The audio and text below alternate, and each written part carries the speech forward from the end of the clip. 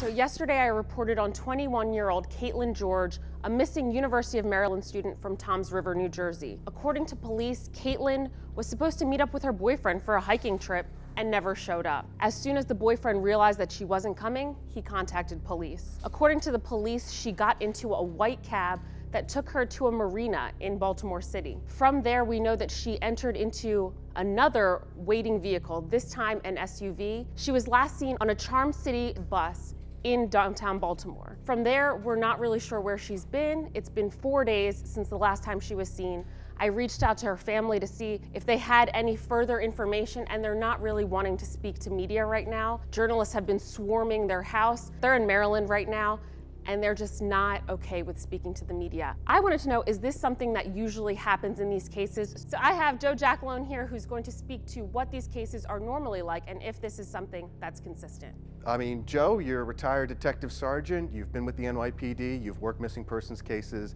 Tell us what cops are doing right now to try and find this young woman. Well, they're looking for basically three things. You look for the video surveillance, of course, phone records and internet records. And these are the three things that they're going to be focusing in on to see if they can maybe ping the phone, or maybe she's making a post on Facebook. These things happen quite often. Not speaking to the media is not unusual. Many people don't want to get involved with the media because they want, their lives are private and they don't want to be, having that intrusion. I'm sure they're parked on their front lawn right now. Sure. And again, did you get a sense of why the family doesn't want to reach out to the media? This could be a real asset for them to get her picture out there. That's what I thought. And according to a family friend, there's something more to this story. The parents aren't giving it away, neither is the family friend, but there's something more here. It's been said that they don't suspect any foul play, so that also adds another element to it.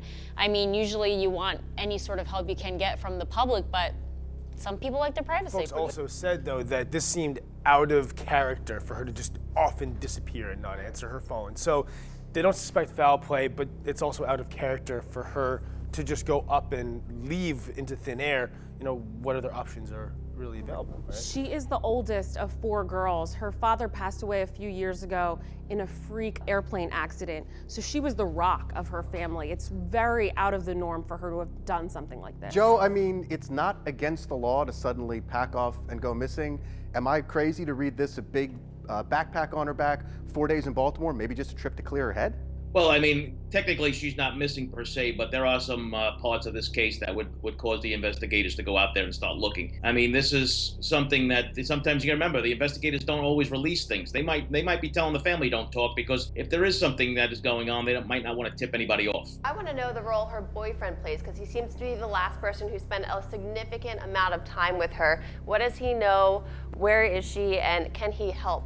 That is playing with fire, though, if you start throwing people like boyfriends into that and saying that maybe they know more than they're saying. He's the one who reported it. Don't you think that he has an interest in finding her? Joe, what happens next? Well, like I said, they're going to be looking through the records. They're going to find out what this, young lady was up to prior, see if there's any clues. There might be a text message. There might be a, instant message, whatever it may be. And the police are going to be looking for this and see what they can uncover. Listen, there's a lot more to this story than we know, and the investigators will keep this stuff close to the vest. Well, Joe, we hope that she's found safe, and then maybe we'll talk to you again when that happens.